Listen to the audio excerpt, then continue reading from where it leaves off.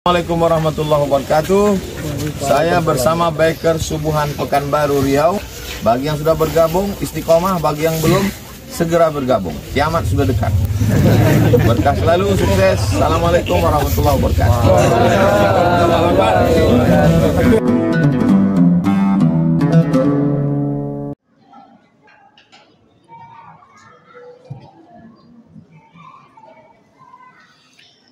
Bismillahirrahmanirrahim. Assalamualaikum warahmatullahi wabarakatuh.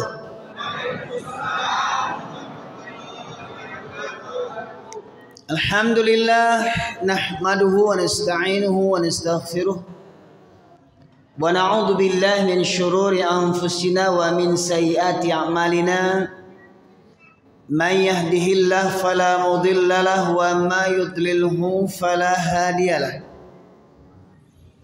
Asyhadu an la ilaha illallah wahdahu la syarika lahu wa asyhadu anna Muhammadan abduhu wa rasuluhu alladzi la nabiyya ba'dah.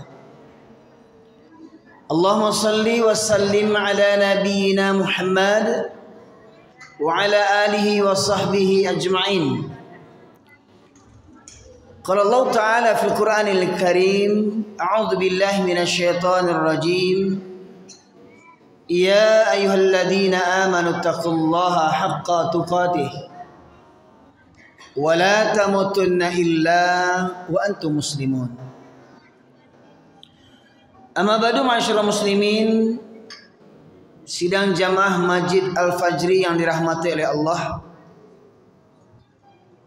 Syukur alhamdulillah kita haturkan kehadirat Allah Subhanahu wa taala di atas kelimpahan rahmat dan karunia yang masih Allah anugerahkan kepada kita.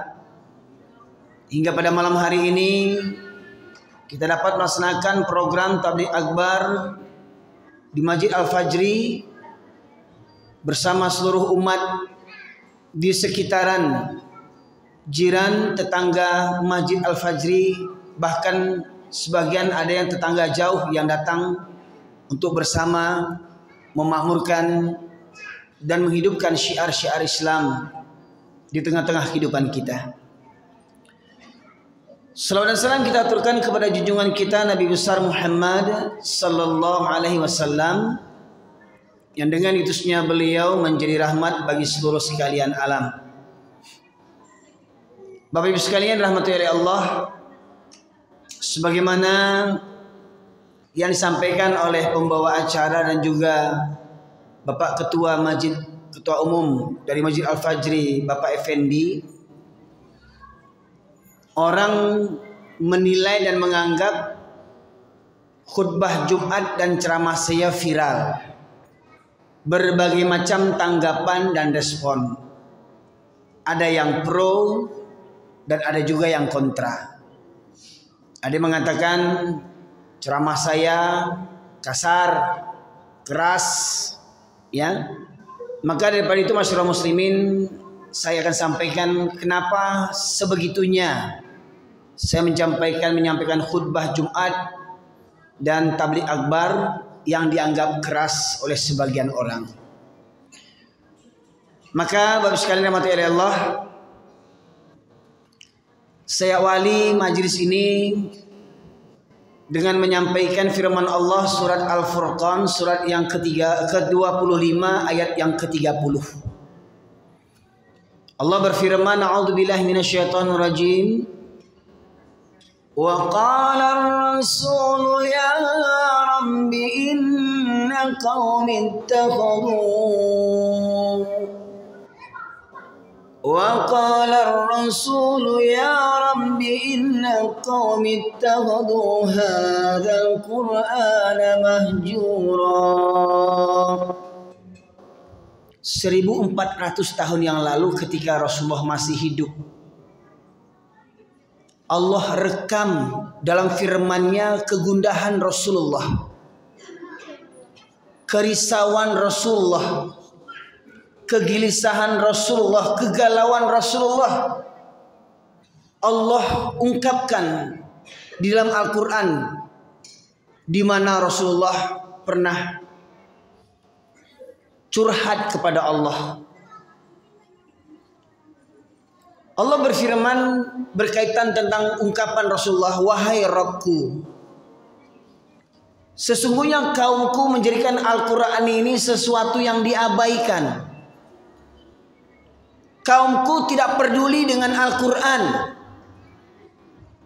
Maka kalau kita melihat dalam tafsir Ibnu Katsir, Bapak Ibu sekalian, ada beberapa bentuk ketidakpedulian kaum muslimin khususnya terhadap Al-Quran. Yang pertama, masih banyak kaum muslimin yang tak pandai baca Quran. Bahkan setelah penelitian dari Kementerian Agama, ada sekitar 70% kaum muslimin yang tak pandai baca Quran. Bayangkan. 90% lebih kaum muslimin di Indonesia, 70%-nya banyak yang tak pandai baca Quran. Bagaimana mungkin? Itu yang pertama, masih banyak kaum muslimin yang tak pandai baca Quran. Yang kedua, ada yang pandai baca Quran tapi malas membacanya. Kalau kita tanya kepada diri kita dalam seumur hidup kita, berapa kali kita sudah khatam Quran? Rutin dari Al-Fatihah sampai kepada surat An-Nas. Dalam seumur kita balik mulai daripada 15 tahun sampai hari ini, sudah berapa kali kita khatam Al-Quran? Yang ketiga, ada yang rajin baca Quran tapi tidak tahu artinya. Lah ini Quran ini berbahasa Arab, Bapak Ibu sekalian, dan kita ini bukan orang Arab. Sementara kita tahu Al-Quran ini hudal linnas wa bayyinatin minal huda wal furqan. Quran ini petunjuk bagi manusia. Bagaimana Al-Quran akan menjadi petunjuk kalau kita tidak tahu artinya? Bukan begitu Bapak Ibu sekalian? Bagaimana kita akan menjadikan Al-Quran sebagai petunjuk kalau kita tidak tahu artinya? Tak ubahnya kita ini seperti burung beo. Ya, burung beo bisa bicara, tapi burung beo tidak akan tahu maksud yang dibicarakannya itu apa. Karena dia membeo saja. Assalamualaikum, assalamualaikum, selamat pagi, selamat pagi. Ya. Ada di antara kita yang rajin baca Quran tapi tidak tahu isinya. Maka Bapak sekalian, termasuk hal yang diwajibkan ketika kita membaca Al-Quran juga kita iringi membaca terjemahannya agar Al-Quran ini menjadi pedoman dan petunjuk bagi kita. Kemudian berikutnya ada yang tahu artinya tapi tak paham maksudnya. Berbeda antara arti dengan maksud. Maksud itu perlu penjabaran, perlu uraian. Apa yang tersirat dibalik yang tersurat. Ya. Tahu artinya tapi tak paham maksudnya. Berikutnya ada yang tahu maksudnya tapi tak mengamalkan isinya. Berikutnya ada yang mengamalkan isinya tapi tak menyampaikan kepada yang lainnya.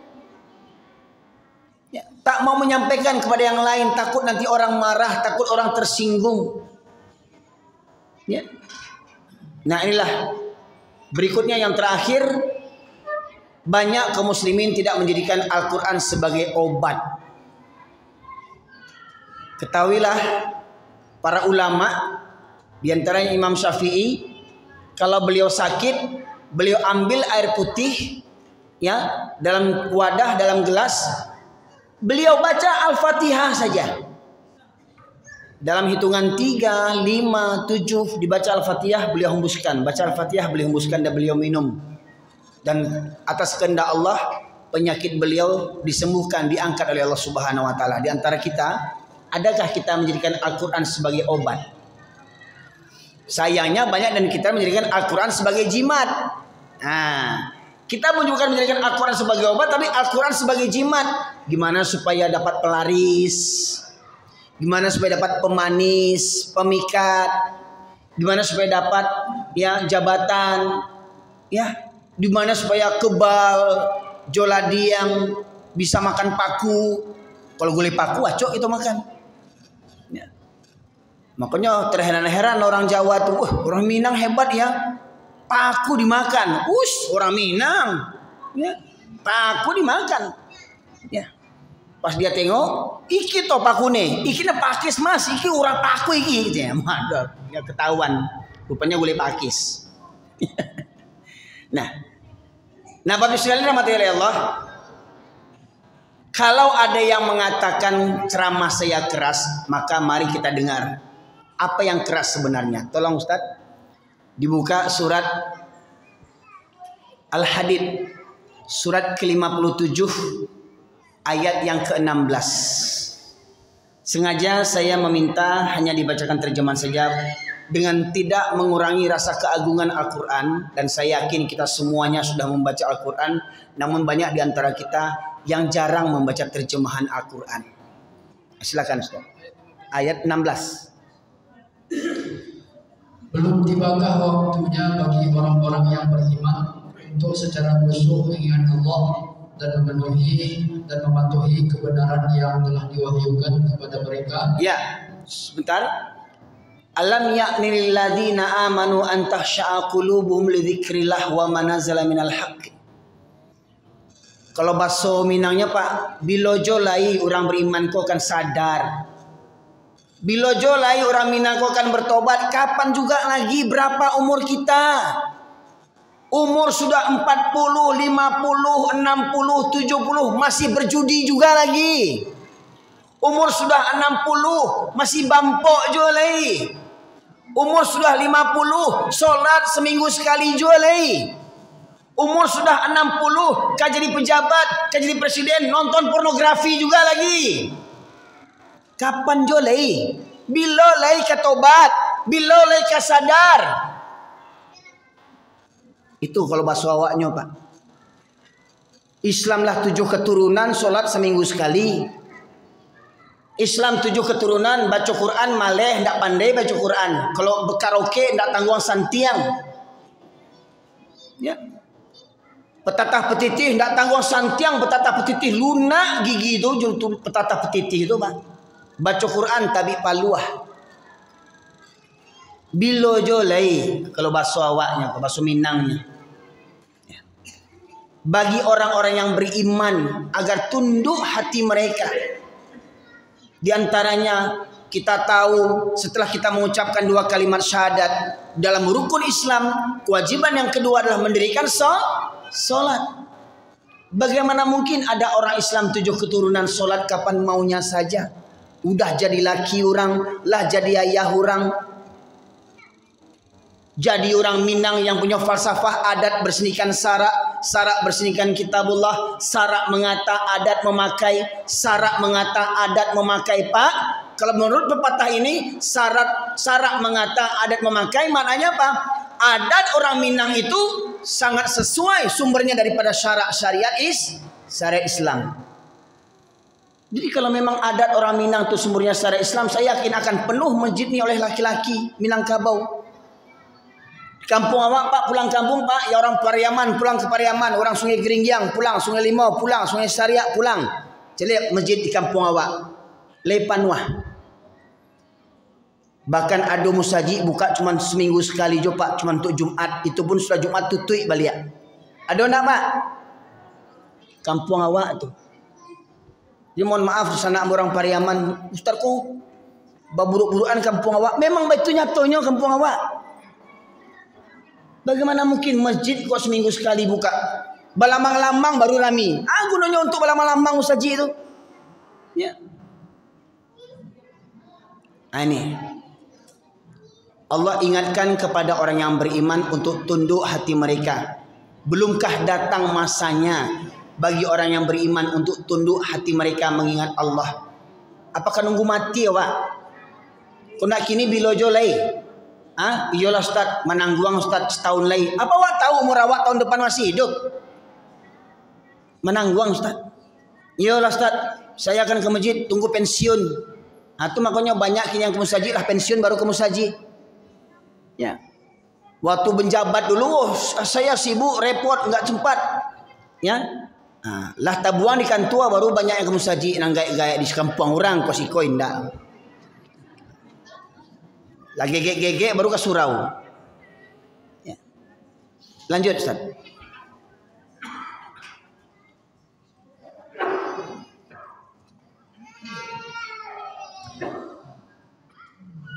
Dan janganlah mereka berlaku seperti orang-orang yang telah menerima kitab sebelum itu. Dan janganlah mereka berlaku seperti orang-orang yang menerima kitab sebelumnya. Siapa yang dimaksud? Sebelum kita orang Islam, sebelum ada kitab Al-Quran, kitab apa yang ada sebelum itu? Kitab Taurat, Zabur, dan Injil. Kaum Yahudi dan Nasrani. Kepada mereka Allah utus para nabi. Kepada mereka Allah berikan kitab suci. Tetapi mereka mengkhianati nabi mereka. Mereka membunuh nabi mereka. Mereka mengusir nabi mereka. Ya.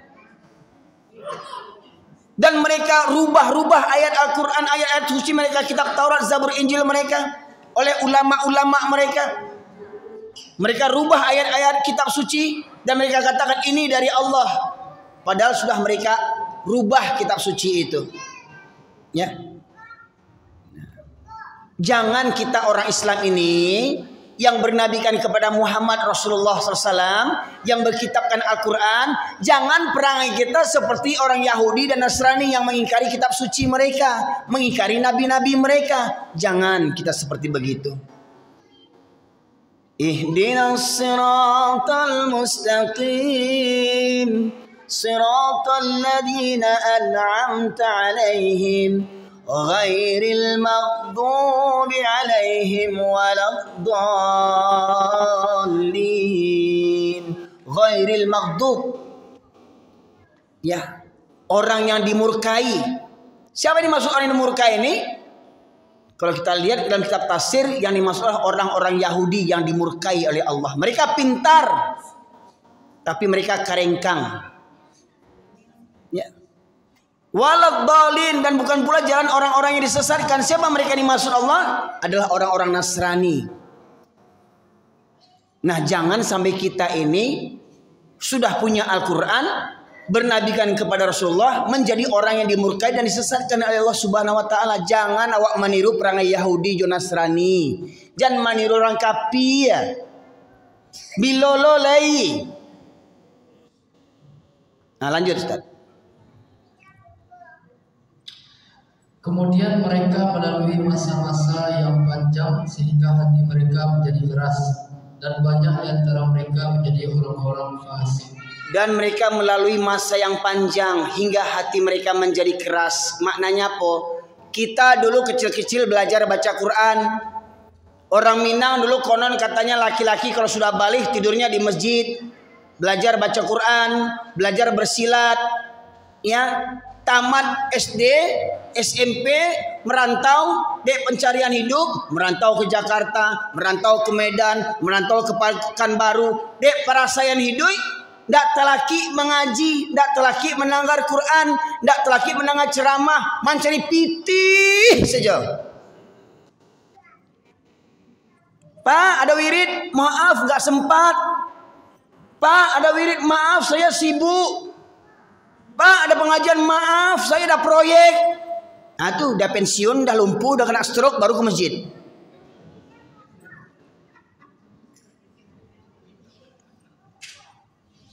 Ya.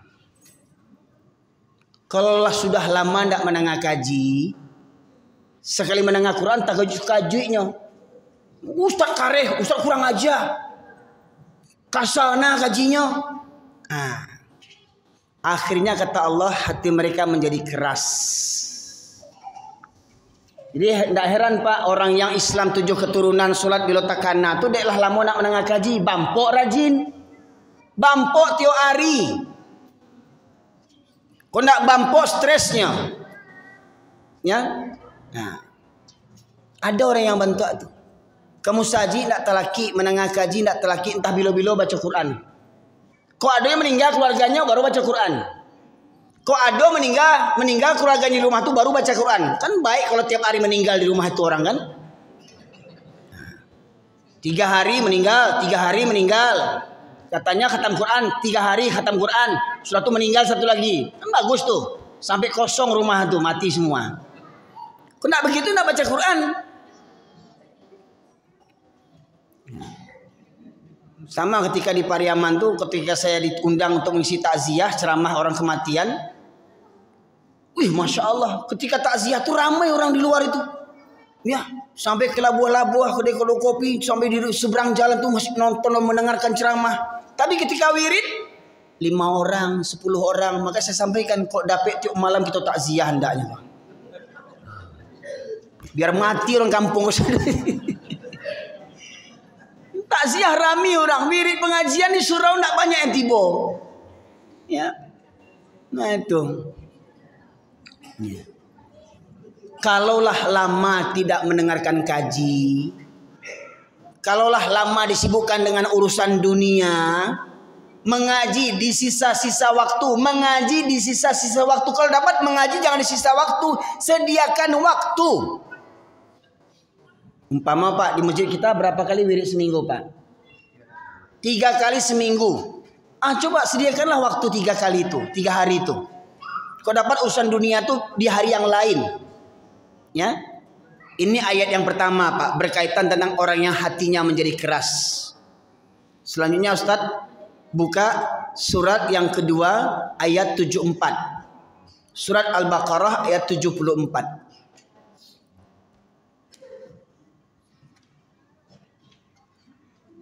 Kemudian setelah itu hatimu menjadi keras sehingga hatimu seperti batu, bahkan lebih keras. Tuh kata Allah. Kemudian setelah itu hatimu akan menjadi keras, bahkan lebih keras daripada batu. Pak, itu kata Allah tuh. Ternyata hati manusia yang kononnya lunak, hati yang aslinya hati kau lunak, bisa didabiah jo pisau, ya, tidak tahan dengan tekanan. Umpama misalkan orang tabrakan, tertahan dia dengan setir, meninggal bisa begitu karena lunaknya hatinya. Tetapi hati itu ternyata kata Allah, ya, secara kasat mata, ternyata hati itu bisa lebih keras daripada batu. Lanjut. Padahal dari batu-batu itu pasti ada sungai-sungai yang airnya memancar daripadanya. Ada pula yang terbelah lalu keluarlah mata air darinya. Dan ada pula yang meluncur jatuh karena takut kepada Allah. Dan ternyata ada batu yang meluncur jatuh karena takut kepada Allah. Pak, ternyata batu yang sangka kita itu benda mati, ternyata Allah menjelaskan ada batu, bahkan banyak batu yang jatuh karena takut karena Allah. Batu saja takut kepada Allah. Manusia ada yang tidak takut sama Allah. Ada manusia yang tidak takut ke Allah, semua dengan sembahyang santai je. Yang penting awak bisa makan. Kok sedar makan Pak baruak di kampung ambo makan jo ndak sembayang baruak tu. Makan jo nya. Pandai lo merokok baruak tu. Kalau sedar makan saja baruak di kampung ambo tu makan jo nya.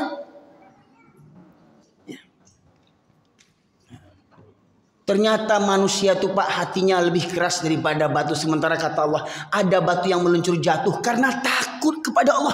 Batu takut kepada Allah. Pertanyaannya batu itu dosanya apa? Ya, batu itu dosanya apa? Sampai takut kepada Allah. Kita pikir memang nggak ada dosanya. Karena batu itulah yang tahu sendiri dan Allah yang maha tahu.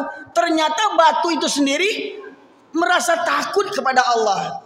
Tapi ada manusia yang sampai hari ini tidak takut juga kepada Allah. Itu hati mereka keras seperti batu.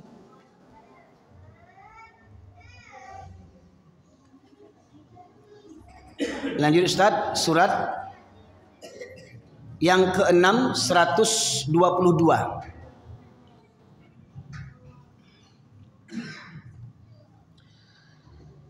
Dan apakah orang-orang yang sudah mati lalu kami hidupkan dan kami beri dia cahaya yang membuatnya dapat berjalan di tengah-tengah orang banyak, sama dengan orang-orang yang berada dalam kegelapan? Apakah orang yang sudah mati kemudian dia kami hidupkan? Ini mati di sini Pak bukan mati kuntilanak, pocong, sundel bolong, gundurwo, zombie, vampir, bukan itu. Yang kita yakini kalau sudah mati rohnya tidak akan ada hidup lagi nih. Jangan bayangkan yang udah mati itu nanti jadi pocong. Ini kebanyakan nonton sinetron kita, kebanyakan nonton film Suzana dulu. Suzana, sundel bolong. Ya, kebanyakan nonton pocong, kena prank dengan pocong. Ya, Allah katakan sih, apakah orang yang sudah mati kemudian dia kami hidupkan? dan kami berikan kepadanya cahaya. Ya, dengan cahaya itu dia dapat berjalan tengah-tengah kehidupan manusia. Maknanya apa? Orang yang pada dasarnya hatinya mati, ternyata masih Allah beri kesempatan untuk menghidupkan hatinya. Contoh Pak, orang kafir 7 keturunan, Dr. Yahya Waloni contohnya tuh. Pendeta besar ke Vatikan sana tuh sekolahnya pendeta Yahya Waloni ini ya. Pendeta yang lulus itu dapat tanda tangannya tuh Yahya Waloni pendeta tuh 7 keturunan, tidak pernah belajar Iqra. 7 keturunan kafir. Karena dia ingin mencari hidayah, dapat petunjuk, masuk Islam, berdakwah sekarang. Ini ada Islam 7 keturunan nggak ngerti-ngerti juga lagi, lebih parah pula daripada pendeta lagi. Hari Jumat nggak ke masjid, hari Minggu nggak ke gereja. Nah, kemana sembahyangnya dia ini? Jumat nak ke masjid, Minggu nak ke gereja. Nggak mau pajak kok sebenarnya kok. Ya. Lanjut Ustaz. Sehingga dia tidak dapat keluar dari sana. Demikianlah dijadikan terasa indah bagi orang-orang kafir terhadap apa yang mereka kerjakan. Allah jadikan terasa indah bagi perbuatan orang-orang kafir itu. Orang yang berada dalam gelap gulita, ya, bayangan Pak, di tengah hari siang bolong ini ada orang seperti gelap gulita, tidak tahu mana yang halal, mana yang haram. Itu maksudnya Pak. Wanita di tengah-tengah hari ini masih ada wanita Islam yang tidak berjilbab keluar rumahnya, santai membuka auratnya, atau dia berjilbab tapi celananya celana yang sempit, celana legin, pakai kerudung tapi celana legin. Coba Bu, celana legin itu suruh bapak yang pakai, gimana bentuknya? Gemoy nak, seksi nak, ada. Ya. Suruh apa-apa pakai serawal legin ibu itu, apa bentuknya? Kekar nak, menggoda nak, ya menggodakan disipak. Mencaliak kambing jantan, kambing bendok itu seruduknya tuh. Ini kok perempuan yang pakai celana legin, itu niatnya apa? Islam 7 keturunan, orang Minang tapi tidak berjilbab. Mengaku orang Minang tuh. Itu inang-inang sase itu namanya itu. Mohon maaf Bapak Ibu sekalian. Jadi orang yang sudah jauh daripada Al-Quran, ibarat mereka berada dalam gelap gulita, tidak tahu jalan. Main seruduk, main raba-raba aja. Tuh aduh tuh sakit, tuh aduh sakit. Ya, tidak tahu jalan. Maka Al-Quran ini sebagai pedoman, sebagai petunjuk. Maka nama lain dari Al-Quran adalah An-Nur, cahaya.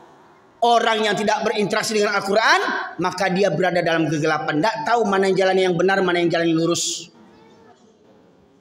Karena mereka sudah menjauhkan diri daripada Al-Quran. Jadi Pak, dia itu makanya kareh kajian boh. Kok ada orang Islam 7 keturunan tidak mengarati jolai. Seperti mana saya katakan Pak Ibu sekalian, kita sepakati solat hukumnya wajib. Orang sakit saja wajib solat.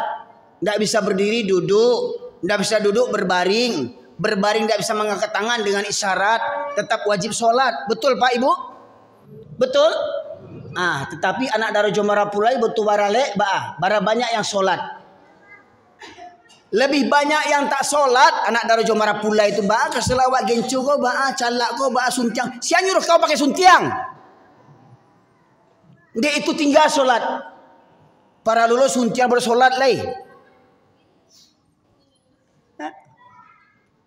Batu Ustaz kasana kaji sar kareh mana itu dia boleh hati walah kareh jadi seperti batu.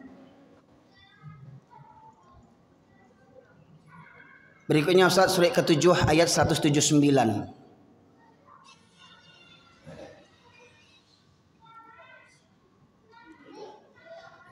Dan sungguh akan kami isi neraka jahanam banyak dari kalangan jin dan manusia. Mereka memiliki hati tetapi tidak digunakan untuk memahami ayat-ayat Allah. Dan mereka memiliki mata tetapi tidak digunakan untuk melihat tanda-tanda kekuasaan Allah. Dan mereka mempunyai telinga tetapi tidak digunakan untuk mendengarkan ayat-ayat Allah. Mereka seperti hewan yang ternak, bahkan lebih parah lagi. Mereka itulah orang-orang yang lemah. وَلَقَدْ ذَرَأْنَا لِجَهَنَّمَ كثيرا من الجن والإنس لهم قلوب لا يفقهون بها ولهم أعين لا يبصرون بها ولهم آذان لا يسمعون بها أولئك كالأنعام بل هم أضل Ulaika humul ghafilun. Dan sungguh akan kami penuhkan neraka jahanam, kata Allah, banyak dari kalangan jin dan manusia yang memenuhi neraka jahanam. Siapa di antara manusia yang memenuhi neraka jahanam? Lahum qulubun la yafqahuna biha. Mereka yang punya hati tetapi tidak ada merasa takut kepada Allah dalam berbuat maksiat, tidak takut berbuat maksiat. Hati punya, tidak takut kepada Allah, tidak takut dengan azab Allah, tidak takut dengan siksa Allah, tidak takut dengan murka Allah, tidak takut dengan neraka Allah. Punya hati tapi tidak takut.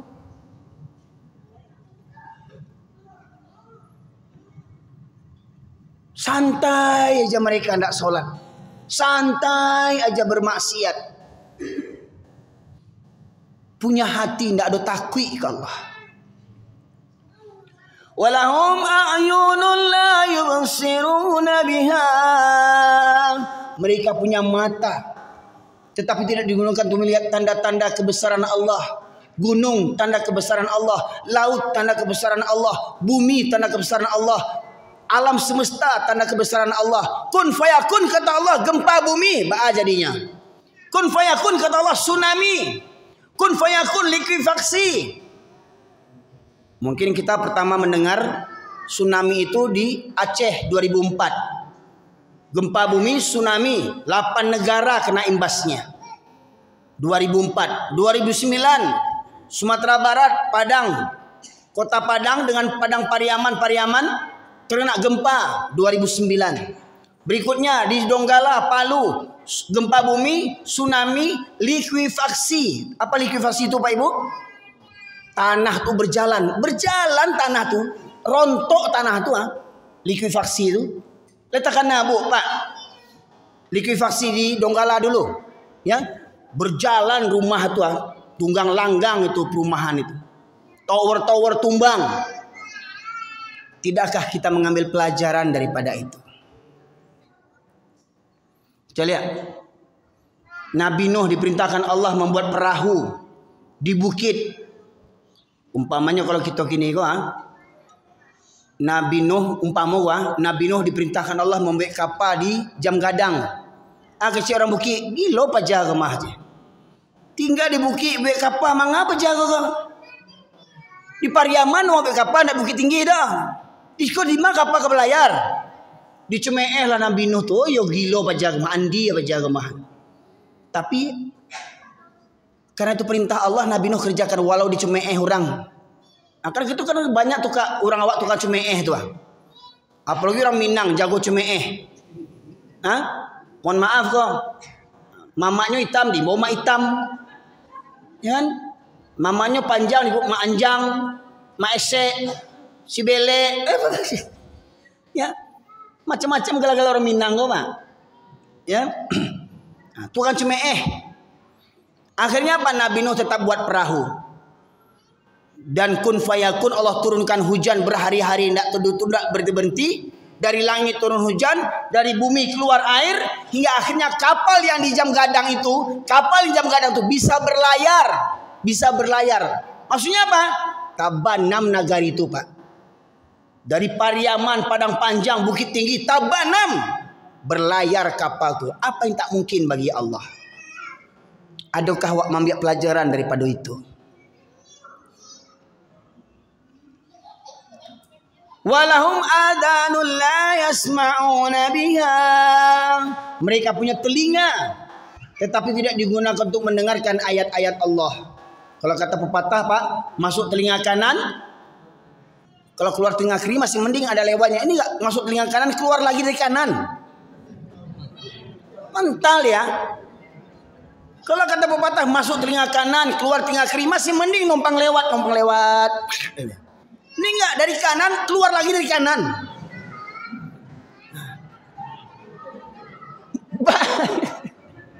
Mbak parah itu telinganya tuh Pak.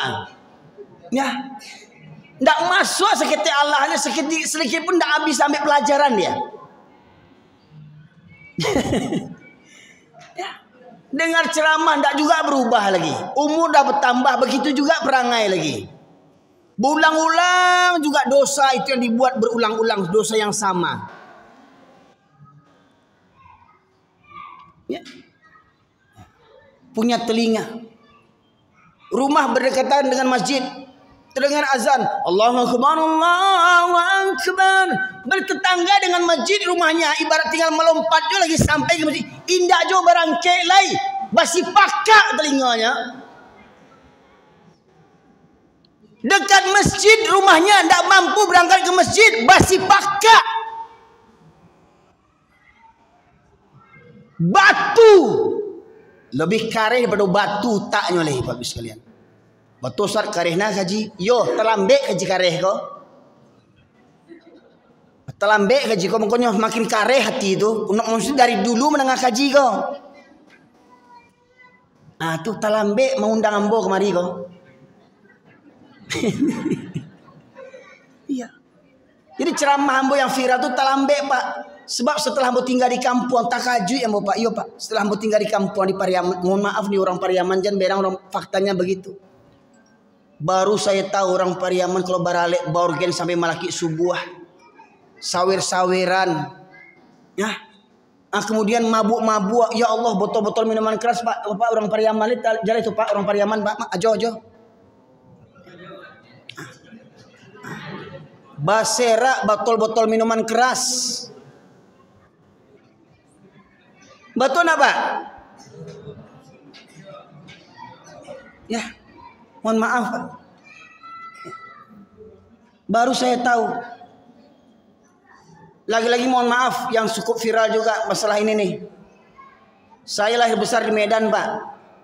Banyak bertetangga dengan orang Kristen. Orang Batak Toba, Batak Karo, Batak Simalungun, Batak Dairi, Balige dan segala macamnya. Tapi tidak pernah saya ketemu di Medan tuh orang-orang goncengan sama anjing. Nggak ada di Medan tuh. Di Medan orang Batak tuh nggak ada yang gonceng sama anjing. Tapi di kampung awak Pak di Minangkabau dari Solo, dari Damasraya, dari Aibangi, dari pesisir, dari Raupanti, hampir tiap minggu tuh masya Allah sauto juanjiang, sonda juanjiang sambil mendato mana orang mana nanjiang sama jo perangainya. Tidak bisa membedakan awal. Mohon maaf Pak, betul Ustaz cuma kadang sebenarnya Ustaz kok bukan betul Pak. Mohon maaf, kadang masuk waktu sholat, kadang mohon maaf Pak, anjingnya di kabeknya dipagam saji tuh. Anjingnya di kabek dipagam saji. Dengan sholat orang azan, Allahu Akbar, Allahu Akbar. Kalau anjing tuh ya ndak sholatnya anjing tuh. Kalau anjing sama saji tentu dibungkang orang. Yang punya anjing kamanya. Yang punya anjing kamanya. Indak jago saji. Kalau anjing nak saji wajar. Anjing tu sejak kecil tidak diajar sembayangnya. Yang punya anjing pun nak ngerti kok. Mohon maaf Pak, Pak Buburu ya, Pak Porbi, mohon maaf Pak ya. Nih di YouTube nih saya sampaikan nih. Sampai katanya ada yang kamu minta hembo, kamu hajar hembo di jalan. Pintelah kok ya talo.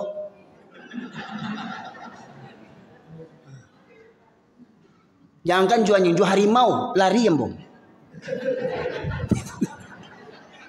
Jadi pintehnya Wak. Ya. Perangai awak tu dirubah jan berang kambo. Bapikirlah Wak, Islam 7 keturunan juan jiang jawa iduit leh. Nyampang mati anjing tu menyumbayang anak. Kata anjing tu. Mohon maaf Pak. Lah iminang 7 keturunan tak mengarati juga. Itu mah kau kareh ke jambu bantu tu Pak. Bagi orang panjang tu yo kareh juga. Pak. Nah ini. Jadi sebenarnya bukan kajian yang kareh Pak. Hati orang tu yang kareh, bahkan lebih kareh pada batu lah. Makanya saya katakan kalau orang Islam ini betul-betul beriman kepada Allah. Raditu billahi rabba wa bil islami dina wa bi Muhammadin nabiyya wa rasulah. Ridha Allah sebagai Rabb, Islam sebagai agama, Muhammad sebagai nabi, ya. kemudian kita tidak mengakui ada ilah yang lain selain daripada Allah, maka niscaya masjid ini kan ramai, Pak. Makanya tadi sampaikan sama pembawa acara, tema kita bagaimana jamaah subuh bisa ramai seperti jamaah sholat Jumat. Apa perlunya? Apa perlunya kita menjadikan jamaah subuh ini seperti jamaah Jumat ramai? Karena Pak, seorang tokoh Yahudi bernama Golda Meir pernah sesumbar, turunah begadang kapalonya, katanya, kita tidak perlu takut kepada umat Islam selagi masjidnya umat Islam di waktu subuh tidak seramai seperti waktu sholat Jumat. Kita tidak perlu takut kepada umat Islam selagi masjidnya umat Islam di waktu subuh tidak seramai seperti waktu sholat Jumat. Jadi mereka tidak takut, Pak, membantai orang Palestina itu, mereka tidak takut. Ya. Karena masjid-masjid kaum muslimin tidak ramai seperti sholat Jumat subuhnya. Banyak pemimpin-pemimpin Islam hanya cuman mengutuk. Tidak ada bukti nyata membela kaum yang tertindas. Saudara kita di Palestina. Ingat di zaman Rasulullah ada orang Yahudi menarik jilbabnya kaum wanita, seorang wanita ditarik jilbabnya. Rasulullah serang orang Yahudi itu, diboikot orang Yahudi itu. Di masa Rasulullah jilbab wanita dipermainkan. Di masa Mu'tasim billah ada seorang wanita juga dipermainkan oleh orang kafir, auratnya, jilbabnya. Berteriak dia, "Ya Mu'tasim!" Di negeri yang berbeda, jauh berjauhan, atas kehendak Allah terdengar jeritan wanita oleh Mu'tasim. Mu'tasim mengirimkan bala tentaranya, hanya karena seorang wanita muslimah dilecehkan pakaiannya. Begitu pemimpin Islam. Ini hari ini bukan satu orang, bukan sebatas jilbab, kehormatan kaum muslimin. Seorang istri diperkosa di depan suaminya. Seorang ibu diperkosa di depan anak-anaknya. Coba bayangkan, Pak.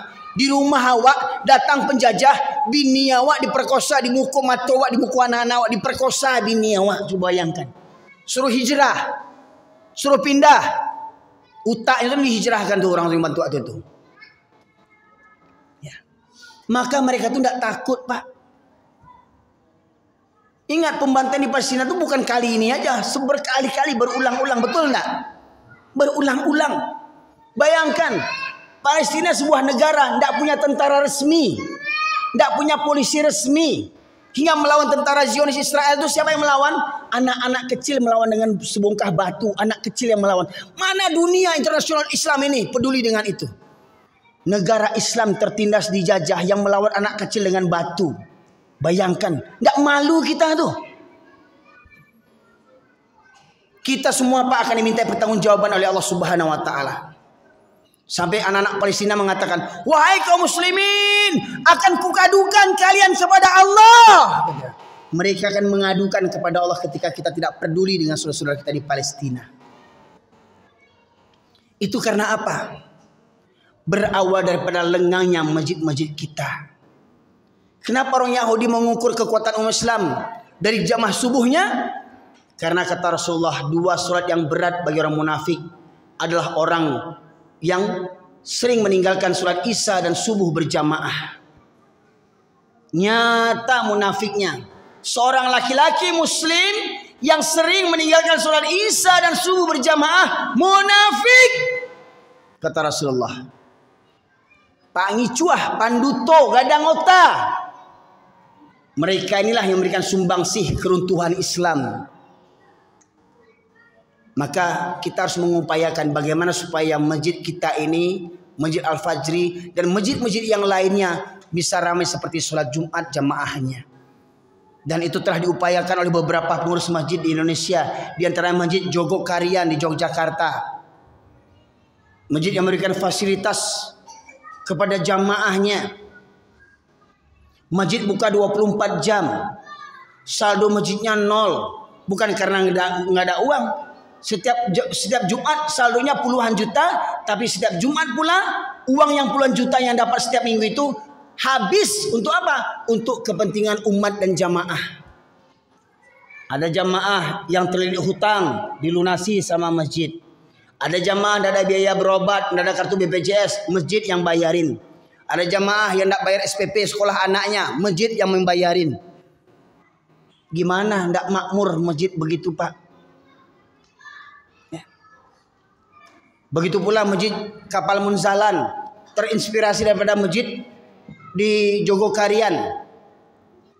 Masjid Kapal Munzalan itu lebih kecil pada masjid kita ini. Ya, mungkin setengahnya masjid kita inilah. Seperti ini juga kondisinya di perkampungan begini. Sampai pengurus punya inovasi. Apa inovasinya? Menjemput jamaah ke rumahnya. Jamaah yang jauh dijemput dengan mobil. Nanti pulang diantar lagi dengan mobil. Hingga akhirnya dari satu mobil, Kapal Munzalan punya mobil, sekarang sudah punya 30 mobil, 3 diantaranya mobil Alphard untuk menjemput jamaah sholat Pak, bukan menjemput presiden. Menjemput jamaah sholat pakai mobil Alphard. Dan di luar waktu sholat, mobil-mobil ini boleh dipinjam jamaah untuk keperluan jamaah. Kok pay barale, kok pay bas keluarga segala macamnya, boleh pakai auto Alphard sebab mobil ini mobil umat, bukan mobil pengurus.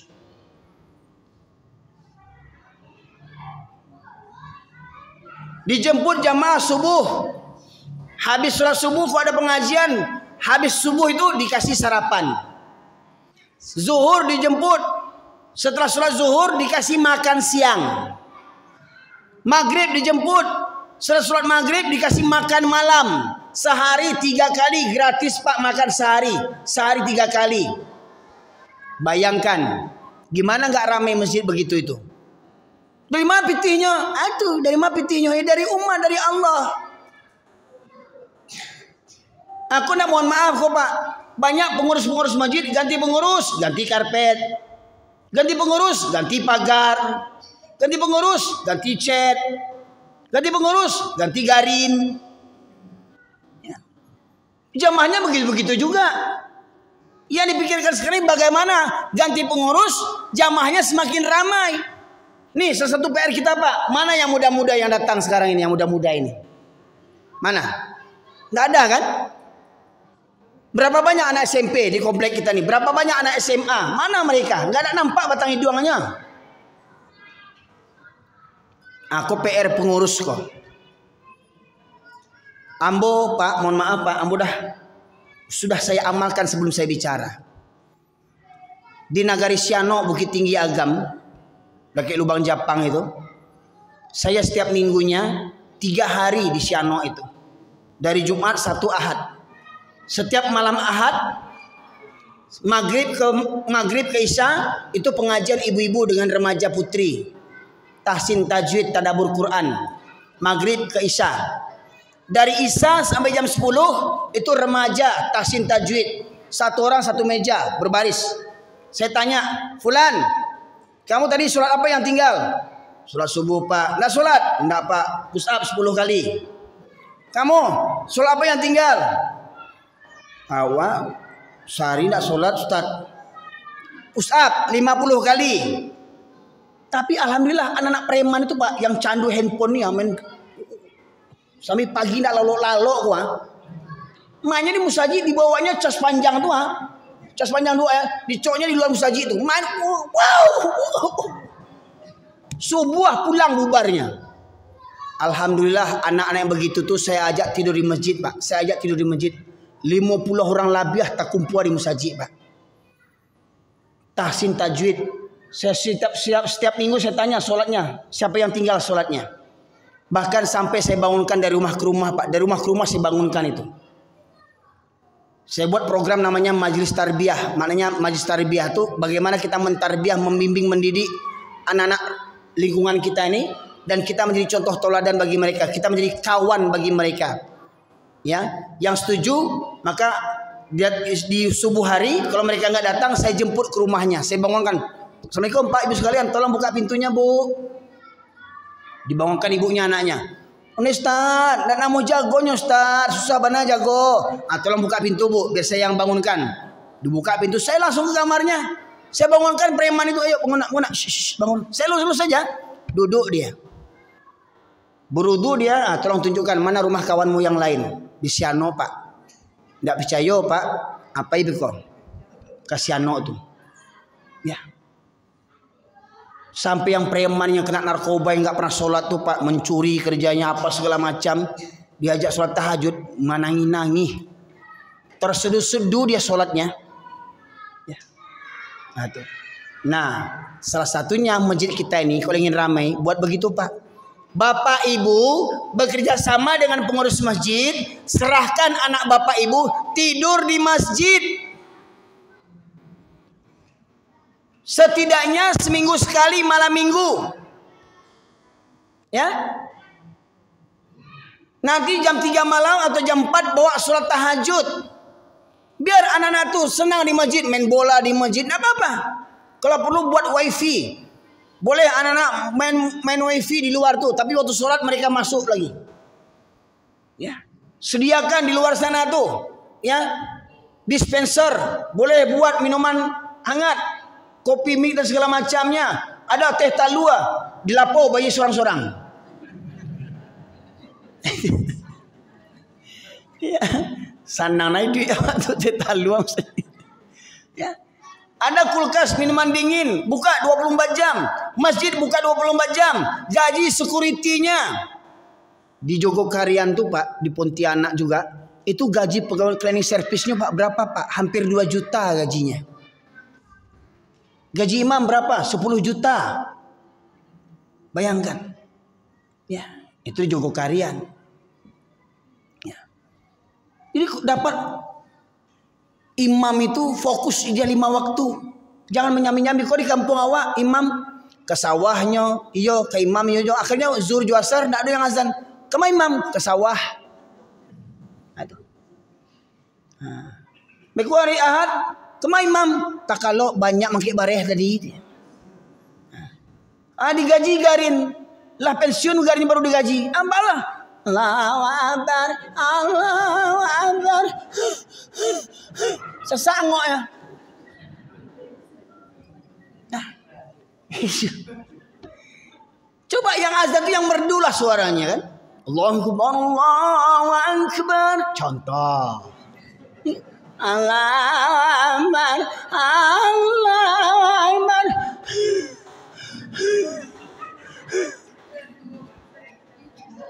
Bagaji 100.000, ya wajar 100.000 bagaji.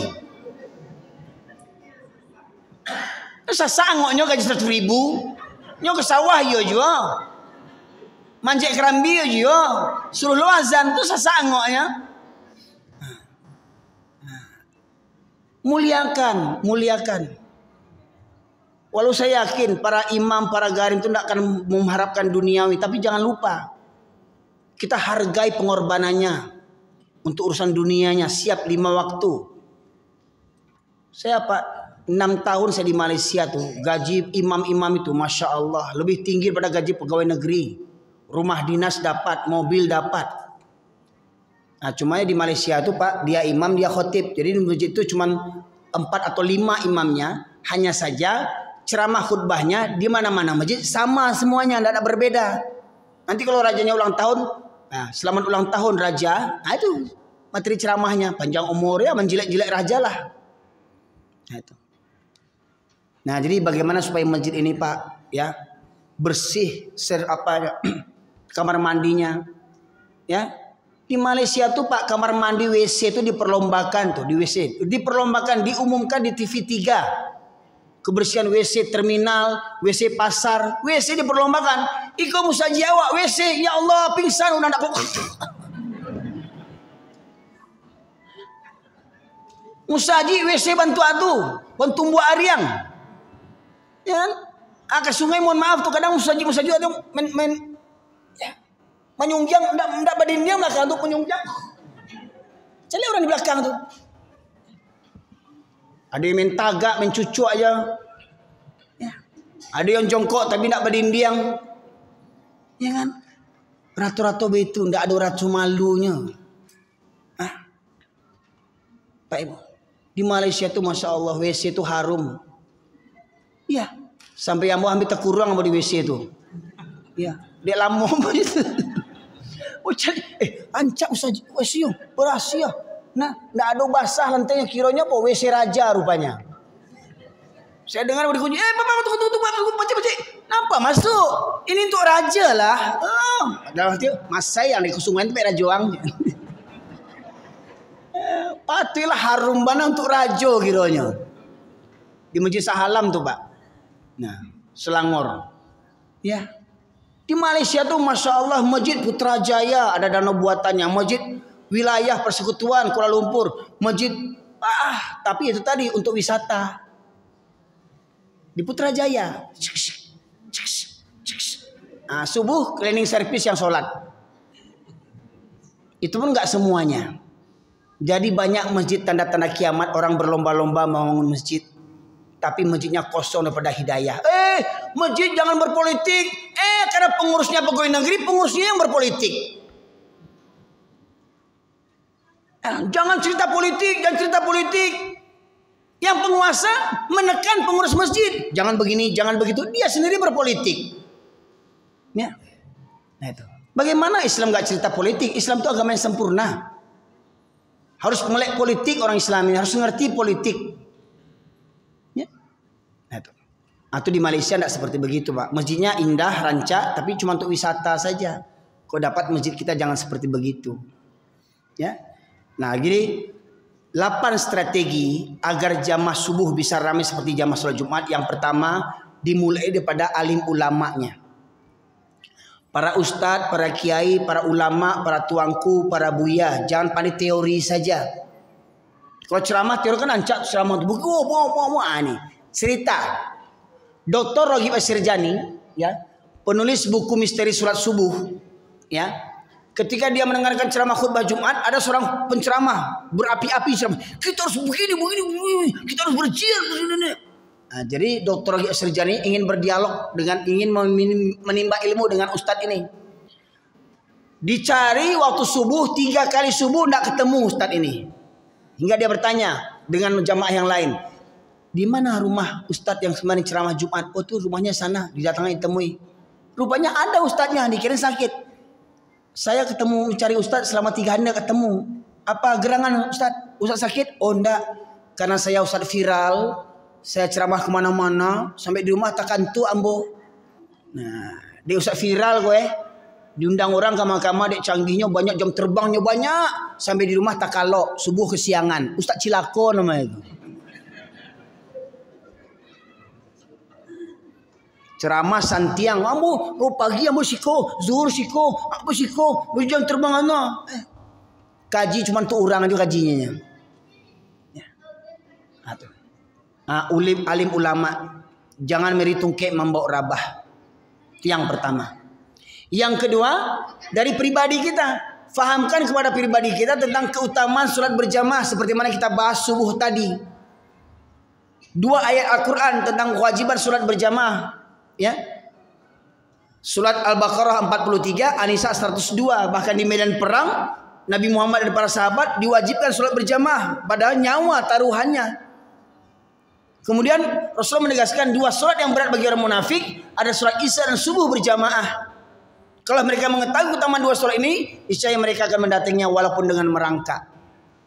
Kalau tahu mereka orang Islam ini, kalau tahu laki-laki Islam ini tentang keutamaan sholat berjamaah, niscaya mereka akan mendatangkan masjid walau dengan merangkak sekalipun. Kenapa mesti begitu?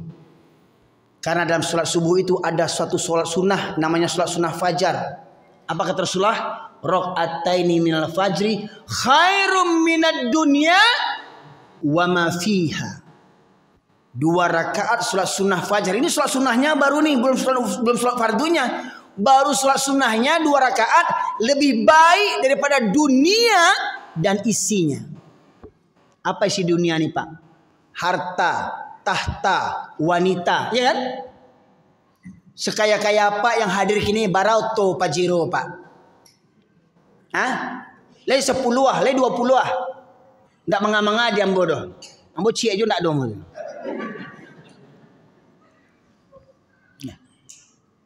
Oto sadunia, bara banyaknya. Oto sadunia, bara banyaknya. Kok ibu-ibu punya ameh, bara gantang, bara tong, bara jerigen sama si ibu itu. Amis sedunia kok bara banyaknya tuh. Apa punya bini rancak sesi bahenol. Cieknya. Pak, saranca-ranca bini apa kalau lalok ngecus.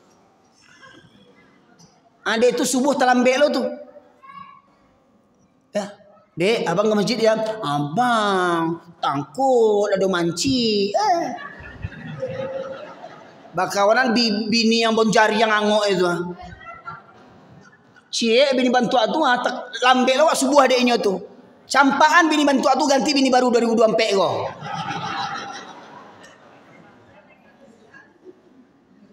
Angok boncari yang namu terlambe subuh adeknya. Nah. Asik. Iya. Cie baru tuh. Wanita sedunia. Barat talok pak, le talok pak. Mulai ini wanita sedunia kok. Kau nak lumpah sudah tuh. Ya. Wanita paling rancak ndak manga-manga pak. 2 rakaat 2 waktu fajar lebih baik daripada dunia dan isinya. Kalaulah dikasih DP-nya kan diumumkan di Pak Pendi. Para jemaah, barang siapa yang sholat subuh di Masjid Al-Fajri akan mendapatkan 1 mobil Pajero. Kira-kira gimana masjid ini? Saya dari Pariaman kemari saya sholat ini. Pajero, bilo kena pewak lagi. Itu cie baru. Iku baru BLT 300.000 antri kantor pos orang. Sembahyang zuhur talambe. Tuh 300.000 mau orang antri di Bank Nagari, Bank Riau. Bank BRI kantor pos lah kemati antri. Ke surau ndak talok. Bayangkan. Padahal ke surau tuh Allah kasih janji dunia dan isinya. Ndak percaya ke Allah. Ndak percaya ke Allah. Kalau tahu kata Rasulullah niscaya mereka akan datangnya walaupun dengan merangkak. Bayangkan Pak, berangkat ke masjid, langkah pertama dapat menggugurkan 1 dosa, langkah kedua dapat 1 pahala, langkah berikutnya berapa banyak langkah kita sebanyak itu pula dosa diampuni oleh Allah. Pergi dan pulang dihitung langkah itu Pak Ibu sekalian, berapa banyak dosa yang diampuni, berapa banyak pahala yang kita dapatkan. Kalau orang yang malas ke masjid, alangkah sombongnya orang itu. Terus yang dekat rumah beritu pas Pak, rumah kami dekat Usaji, itu saketek dosa kami. Nah, kok mau Pak? Jago jam 3 jalan ke Panam terus. Uta sampai siko sholat duha. Rumah kami dah keset bal saketek dosa kami depeknya. Nah, itu tadi kau mau jago capek jam 3 berputar ke Panam dulu. Ya? Baru datang mari sholat duha. Itu Bapak Ibu sekalian. Banyak faedah. Ketika kita berangkat ke masjid, seluruh makhluk di alam ini, bahkan bebatuan yang tadi kita sangka benda mati, binatang-binatang, ikan-ikan di lautan, semuanya berselawat untuk orang yang berangkat ke masjid. Semua makhluk para malaikat mendoakan kepada orang yang berangkat ke masjid. Rugi yang tak ke masjid, rugi. Hanya lugilah. Kata orang Cina tu, hanya lugilah. Lugilah. Tak ke masjid, lugilah. Ya. Bayangkan, malaikat bersolawat untuk kita. Orang yang berangkat di kegelapan malam, waktu maghrib, waktu isya, waktu subuh, di akhirat Allah berikan cahaya yang sempurna. Apa butuhnya kita cahaya di akhirat? Karena memang di akhirat itu Pak, gelap segelap-gelapnya di akhirat itu. Sementara kita nanti akan melintasi jembatan sirat, di bawahnya jurang neraka. Ya, diumpamakan sirat itu halus-halus rambut dibelah 7, jangan rambut dibelah. Ya, sakabek tali kapal aja lah menggeletek awak tu. Pohon pinang juga awak seberang itu lah menggeletek di bawah jurang. Bapak Ibu pernah melihat di Cina jembatan kaca? Jembatan kaca di Cina lebar tuh, tabah, siang hari orang banyak, ada yang muntah-muntah, muntah-muntah, ada yang menggeletek terpancar ke sungai. Jembatan begitu terpancar ke sungainya. Apa kau di akhirat begitu? Nah, jembatan Sirat umpama saat terhijab tuh Pak Ibu sekalian, awak menyeberanginya tuh sehalus rambut di belah 7, setajam mata pedang, gelap gulita, kita harus menyeberanginya. Kiri kanan pengait dari besi yang akan menghancurkan tubuh kita. Coba bayangkan, gimana kita tidak butuh cahaya, dan itu diberikan kepada Allah, diberikan Allah kepada orang yang senantiasa mendatangi masjid di waktu gelap gulita, waktu isya, maghrib, subuh. Jadi alangkah bodohnya orang yang malas ke masjid, tertipu oleh dunia. Dan kita butuh itu. Ya, kita butuh itu. Dengan kita meruskan niat kita hanya mencari ridho Allah, hanya mencari ridho Allah. Ya. Nih, yang berapa tadi itu? Yang pertama alim ulama, yang kedua pribadi, yang ketiga keluarga. Ajak keluarga ke masjid. Ya, apa kata Rasulullah tadi? 2 surat yang berat bagi orang munafik adalah surat isya dan subuh berjamaah. Kalau mereka mengetahui keutamaannya, niscaya mereka mendatanginya walaupun dengan merangkak. Dan aku ingin segera dikumandangkan qomat. Rasulullah berkeinginan memerintahkan orang untuk qomat, dan Rasulullah berkeliling kampung dengan sahabat sebagian sahabat yang lainnya sembari membawa kayu bakar. Apabila aku dapati ada laki-laki yang masih berada di rumah sementara qomat sudah dikumandangkan, maka akan aku bakar rumah mereka, kata Rasulullah. Bapak Ibu rindu enggak ju Rasulullah? Rindu enggak? Ingin bersobot enggak ju Rasulullah? Namun enggak kalau berandai, kalau boleh berandai, namun enggak Rasulullah hidup di zaman awak kini. Cuman konsekuensinya hidup Nabi kini lah habis rumah awak tabakah. Ya, ayah rajin ke musaji, anak terlambat. Mintu rajin ke musaji, minantu terlambat. Apalagi orang Minang kok santuan kasidinya kan. Ma minantu ni lalu bantu aja guan sagan awak kasumando awak sagan awak kasidi awak. Ambo sidi Pak galambo Pak, makanya ambo gala sidi. Kok sultan kok berang sultan kok sekokan. Ambo galambo sidi. Dek orang Minang kok santun ke minantu, menjaga salat jo sagan ke minantu. Minantu tinggal serumah jo mintuonyo, semua yang subuh ndak berjagoan minantu tu, bajapui lo tu. Sumayang indak. Bajapui lo tu, hilang lo pitilenya. Ya. Oh. Bayangkan kalau seandainya rumah bapak ibu tabaka jam 2 malam. Jam 2 malam tabaka rumah bapak ibu.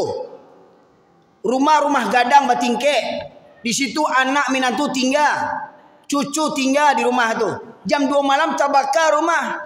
Kamar ibu di bawah di depan pintu utama. Jam 2 malam terbakar rumah. Kira-kira bapak ibu ingin melari berdua saja. Ingin selamat berdua saja. Anak minantu batinggan. Cucu batinggan. Iya. Mama dibangan di jagoan minantu tuh. Tapi ya sagan. Sidi, oh Sidi, rumah tabaka. Dek sagan ke sini tuh Dek sagan. Ibu. Sabar bukalah ibu. Itu telantang ibu kok. Ya. Dek sagan ke Sidi rumah tabaka menjaga sini. Sidi. Rumah tabaka Sidi. Itu menjaga menantu tuh jam 2 malam di tabaka. Tentu kita gundah anak. Sidi, rumah tabaka. Nah, indah ayo terbuka lagi. Keluar, tolong Sidi amu tak kurang. Datang orang kampung didongkak pintu tuh. Jubrat. Akhirnya di kamar pakai AC, spring bed, bini, bantu, wah. Rancaknya ndak tajago subuh baslimui Sidi. Apa selimunya? Sidi. Dia sagan ke minantu tadi deh. Iko minantu mintu acok kamu saji minantunya di padian lalo. Panggang minantu tu.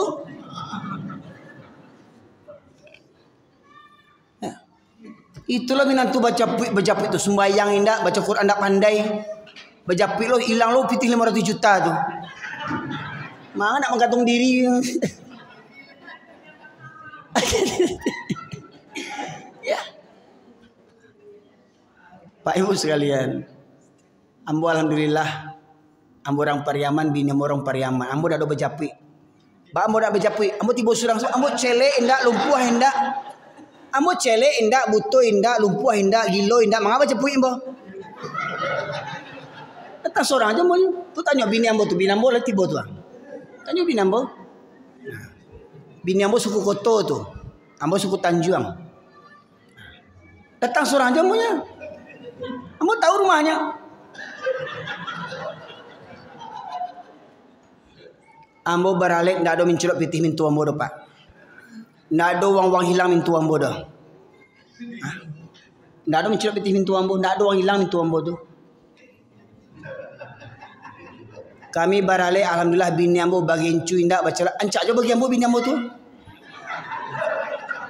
Baru 6 anak kami gini. Baru 6. Ya beb. Atau baralik binamu bagi cundak basuntiang indak bajilbab cieknya alhamdulillah. Ancaknya.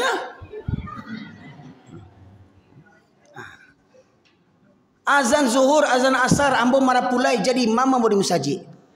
Sado jamaah tamu laki-laki ambo kamu musajid sadonya waktu baralik tu. Alhamdulillah ambo baralik ndak ada organ-organ orang soleh yang tibo. Ndak ada organ. Aku nak ndak bergen aku orang kampung beko. Orang kampung ni dengan orang kampung tele banyak anu. Ndak bergen beko aku orang kampung beko bangsa banawa. Lah tahu bangsa bau utang-utang lo bergen tu ndak terduntuang. Alhamdulillah ambo baralik ndak ada yang bergen. Ya. Diundang tamu 10 tibo 2 bagi amplop.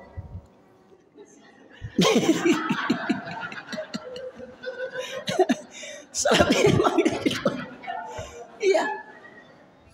Kan sebenarnya tuh awak mengundang orang kan doanya gitu harok nak. Aku terkadang amplopnya gitu anu. Amplop orang Pariaman ku malam ke Badunce dari Sidi Zulairin 100.000 rupiah ancak aku. Sidi Zulairin. Dari Bagindo Erwin 50.000 ancak aja. Dari Sultan Erwin 5.000. 5.000 isinya.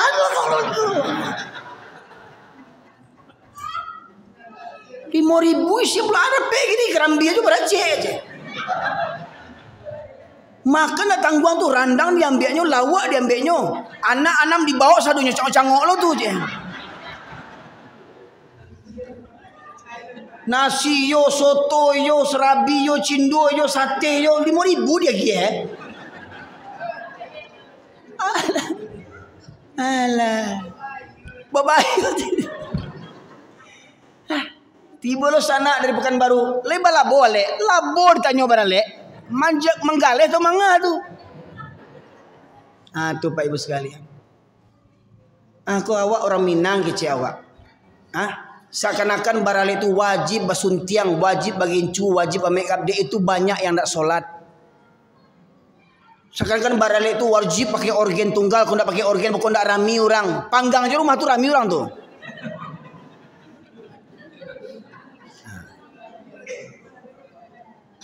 Kau imam lah baralik imam. Alah. Kau baru. Dia nak mau baju japui. Tibo seorang je lah. Orang Pariaman. Amo kira siap kau seorang Pariaman kau sana kau. Dia nak mau baju japui. Lumpuh awak. Tibo seorang. Jangan mau menjual diri awak gratis kan. Ya.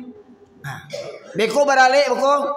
Jangan agiah bini awak pasuntiang-suntiang tu. Rancak bini awak untuk awak seorang. Jangan agiah ke laki orang lain. Kau ndak ancak bini awak pasuntiang. Bersalam-salam kau kecek tamu tu.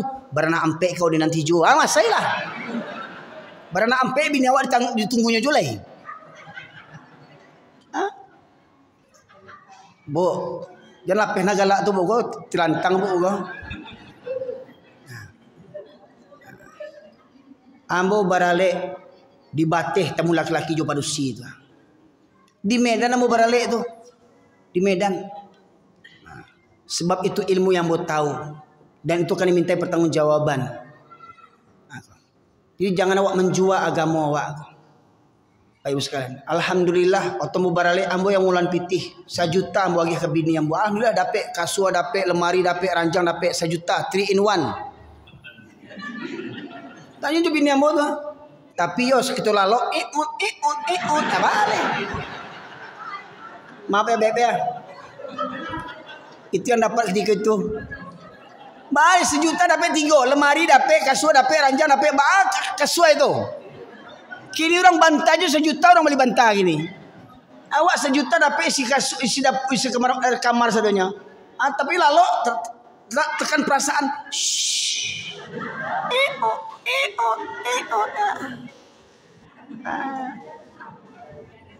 Alhamdulillah dapat juga anak 6.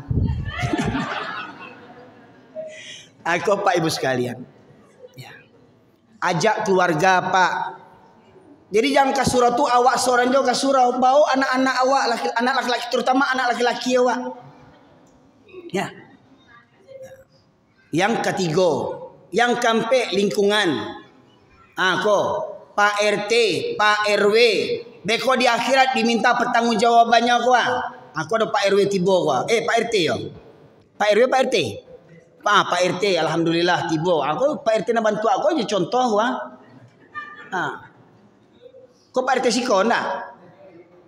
Oh tetangga RT siko le tiba. Lai. Alhamdulillah.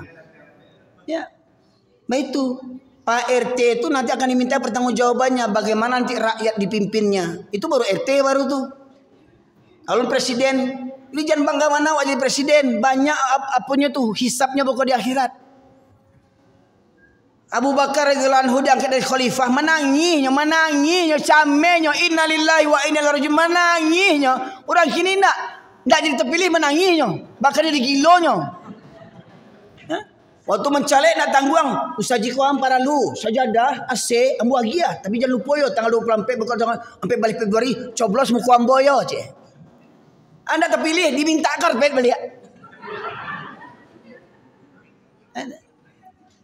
Ya. Jadi Pak Pendi, kalau Pak Pendi mencalek ada tuh. Ndak usah janji-janji bawa aja orang ke musaji kok insyaallah. Ambo coblos Pak Pendi. Cuma ambo di Pariaman sayangnya Pak Pendi. Ya. Ya. Jadi kok dapet awak mencalon orang tu, memilih orang tu orang yang kemusaji, Pak. Itu contohnya, Pak. Iko untuk dirinya seorang juga bisa nyelamat ke orang tu lagi dipimpinnya boleh. Ya, kena rako dibawanya. Lingkungan, ajak tetangga, jangan kita seorang aja. Ya. Buat kesepakatan tetangga, tolong Pak Pendi. Nanti kalau Pak Pendi jago keberangkat tolong jagoan ambo yo. Nah, tetangga-tetangga di jagoan di ngean, kepala di japui. Tu Pak Pendi. Kalau anda tu awak kau manfaatkan untuk ambulan tu Pak Pendi. Japui jo ambulan. Maksudnya biar capek sampai. Bunyian sireninya tu biar jago orang, biar jago. Ya? Japui. Sampai surau agia sarapan, gulai tunjang, bayi sorang-sorang. Ya, begitu. Lingkungan. Oh, awak punya komunitas, persatuan, orang Pariaman, atau nih PKDP, jangan lomba bakowa aja dibuat. PKDP itu lomba pengajian, coba. Nenek mama orang Pariaman di Pekanbaru, lomba MTQ, itu jangan lomba bakowa lo dibuat, lah kemati bakowa di pikiran. Ya, lomba buat pengajian, buat ceramah, bawa orang Pariaman tuh bahas sembahyang ke surau berjamaah. Ya, tuh.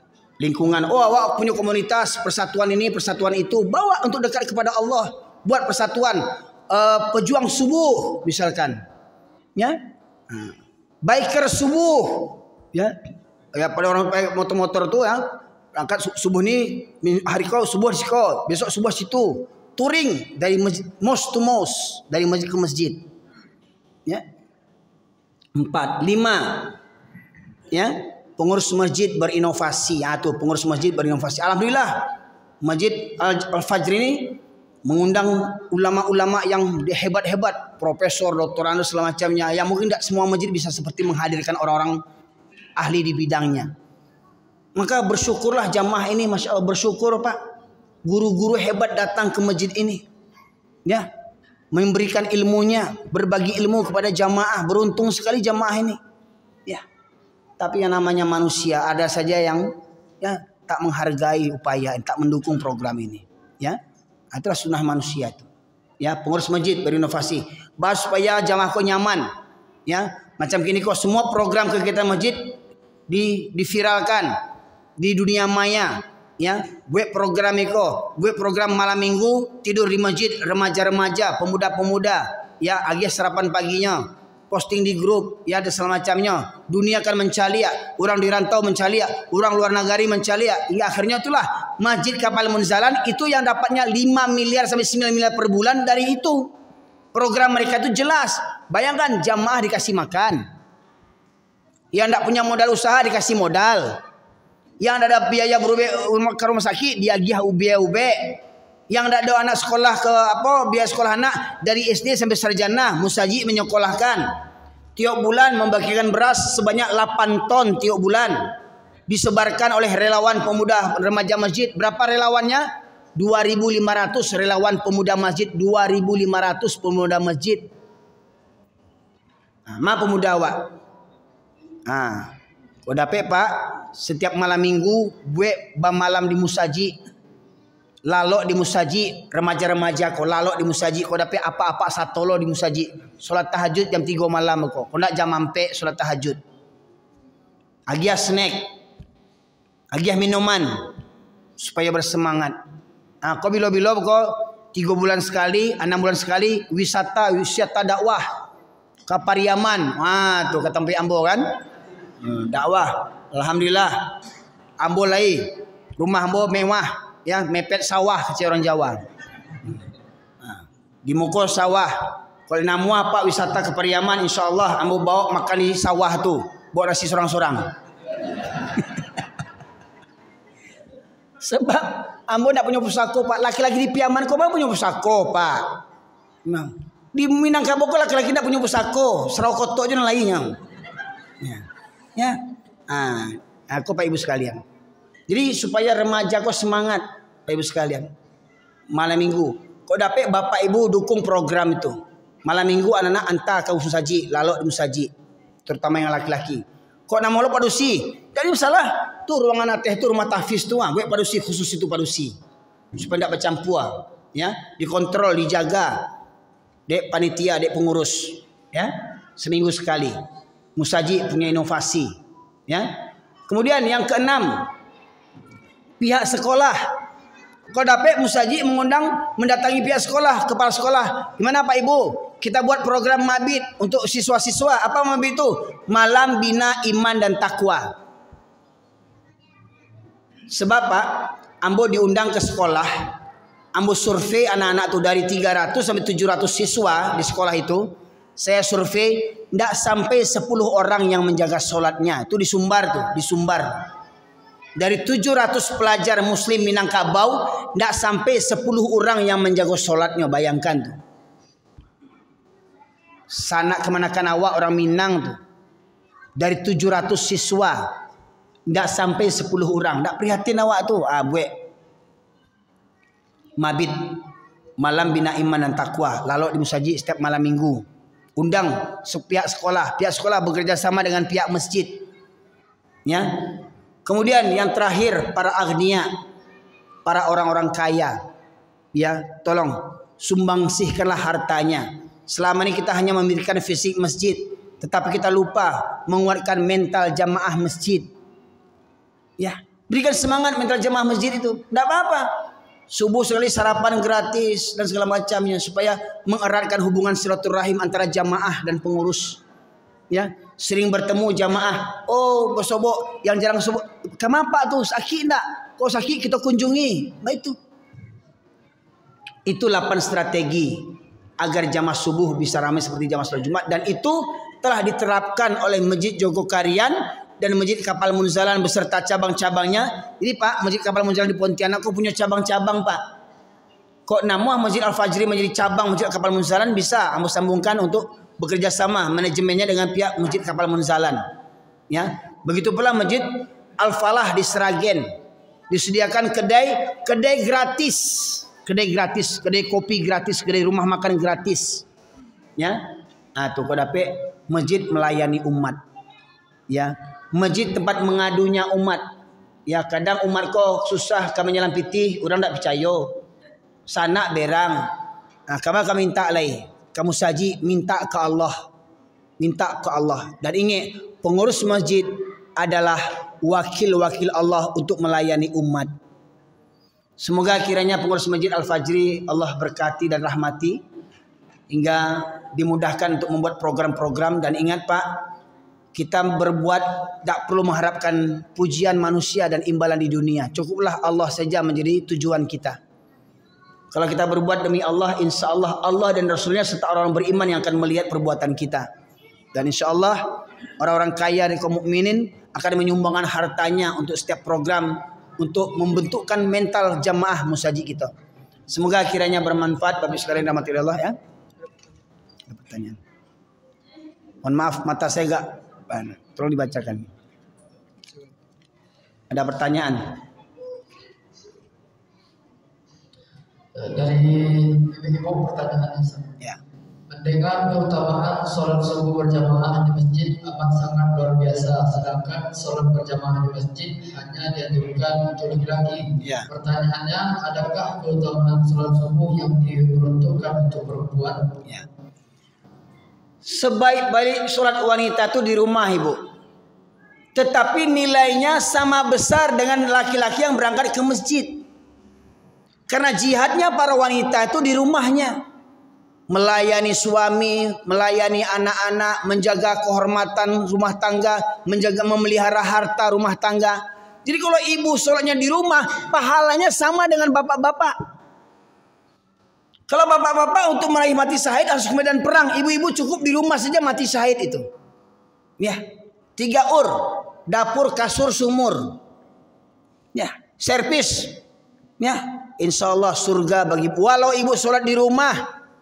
Walau di kamar sekalipun, karena sebaik-baik sholat wanita itu di kamarnya, itu pahalanya sama dengan laki-laki yang berangkat ke masjid. Walau di rumah itu keistimewaan para wanita. Ya, apalagi wanita itu mengingatkan laki-laki di rumahnya untuk ke masjid. Anak laki-lakinya dibangunkan ke masjid, berangkat sama ayah tua. Nah, itu perbedaan antara keutamaan sholat berjamaah bagi laki-laki dan perempuan, Bapak sekalian. Memang bagi laki-laki sebaik-baik sholat laki-laki itu di masjid, sebaik-baik sholat wanita itu di rumah. Dan bila wanita meminta izin untuk sholat di masjid, jangan dilarangi apabila wanita terhindar daripada fitnah. Jadi sebaik-baik sholat yang fardu itu bagi laki-laki itu di masjid. Jadi kalau ada laki-laki yang sholat di rumah, suami yang sholat di rumah, itu namanya suami solehah namanya. Ya. Kalau ada laki-laki yang rajin sholat di rumah, itu laki-laki solehah. Allahu Akbar. Ya. Kasih mukena sekali. Ya. Aduh. Karena ke masjid itu bagi laki-laki, di rumah itu bagi perempuan. Jadi kalau ada laki-laki sholat di rumah itu laki-laki kepadusi-padusian namanya. Laki-laki KW. Ya. Aduh. Laki-laki sejati itu bukan rokoknya di Samsu. Laki-laki sejati itu bukan minumannya extra jos. Laki-laki sejati itu bukan yang berkata-kata badannya, mangku berpuluh-puluh ton. Laki-laki sejati itu yang subuh bisa ke masjid mengangkat kelopak mato ko. Ndak mah kelopak mato ko bare Pak bertonton ko. Kelopak mato ko makanya banyak yang ndak talok ke musajid. Laki-laki sejati ada yang hadir ke masjid setiap Allah memanggilnya di 5 waktu sholat. Itulah laki-laki sejati. Jadi ibu kalau ingin cari menantu jangan di pasar. Ibu cari menantu jangan di kantor BRI. Ibu kalau ingin cari menantu cari di musajid waktu subuh. Siapa yang rajin ke musajid waktu subuh ambil jadi menantu walau umurnya 60 tahun. Sebab itu yang banyak gini. Coba. Itu yang banyak umurnya 60 tahun tuh.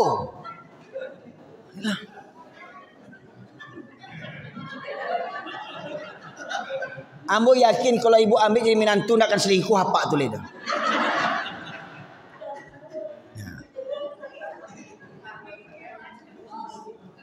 Ampe kriteria calon pendamping yang pertama dari wajah apa tu mungkin tak masuk oleh wajah itu dah.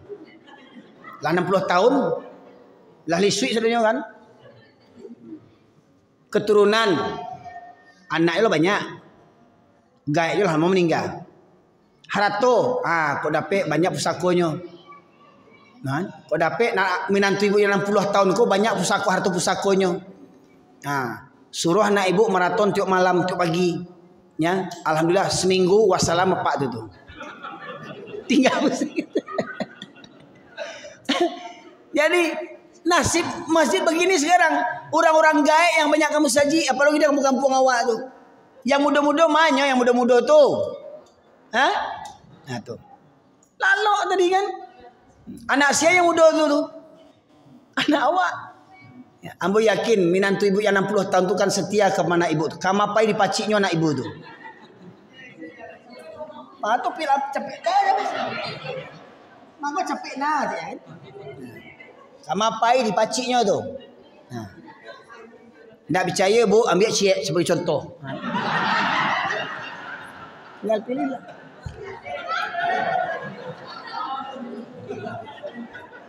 Iya. Nak percaya ambil aja. Biar mau jadi qadinya. Ambo yang menikahan. Ya. Cubalah. Kau serius kau bu? You galak-galak, cemek nampaknya kau. Ambo serius kau. Gunung muda tampan tak kamu saji. Ya. Cuman kau dapat ya imam kau. Berabu le bu mencari imam kau. Ambil jadi menantu. Tapi kalau minta japuinya, campaannya. Tak japik loh kan. Nah ini ya. Demikian para jamaah sekalian, 8 strategi agar jamaah subuh bisa ramai seperti jamaah salat Jumat. Ya. Kalau kini mungkin snack menu kita malam gini, Pak. Ya, di kamar muslim itu begitu ada menunya. Insyaallah kok bila-bila mau diundang melihat subuh berjamaah kita, insyaallah katupek gulai tunjang kau. Ya, di Pariaman kita makan. Ya, bila-bila kok nama mengundang ambo, kita buat program subuh berjamaah. Bisa ndak subuh berjamaah panuh musaji awak kau? Ya, insyaallah ambo siap kalau diundang untuk itu. Ambo untuk menghidupkan musaji kau semangat Bapak Ibu sekalian. Ambo lebih semangat diajak untuk ke musaji daripada diajak umrah ambo, yakin ambo. Ya, sebab ambo ya kalau umrah tu memang ya lasuh awak. Ya, pembina umroh, pitih dapet, gratis ongkos, bisa jalan-jalan. Tapi ndak tenang jiwa kalau misalnya musaji kau langang bu, ibu mau mencari musaji kau. Kau dapet bau upaya memikirkan supaya musajid kita ini ramai di waktu subuh. Ya, maka bersama kita bekerja sama dengan pengurus, support pengurus, dukung pengurus. Ya, selagi dalam kebaikan dukung pengurus kita ini. Bapak Ibu yang punya harta, sisihkan harta. Nih, uang ambo 2 juta untuk sarapan pagi nanti subuh. Ya, tak apa-apa. Bapak Ibu, ya walaupun ada gerakan subuh, kau dapat setiap pagi itu ada sarapan. Kok kopi, kok segala macamnya. Bersilaturahim kita dengan tetangga, bercerita. Gimana Pak kabarnya? Ya, semoga terjalin ukhuwah silaturahim di antara kita. Tersingkirkan rasa prasangka, tersingkirkan rasa iri dan dengki. Allah eratkan hubungan persaudaraan di antara kita. Kuat jamaah kita, bangkit Islam daripada masjid. Demikian kiranya Bapak sekalian dapat saya sampaikan. Semoga bermanfaat. Kepada Allah saya mohon ampun, kepada Bapak Ibu sekalian saya memberi maaf. Subhanakallahumma bihamdika asyhadu an la ilaha illa anta astaghfiruka wa atubu ilaik. Alhamdulillahirabbil alamin. Assalamualaikum warahmatullahi wabarakatuh. Waalaikumsalam warahmatullahi wabarakatuh.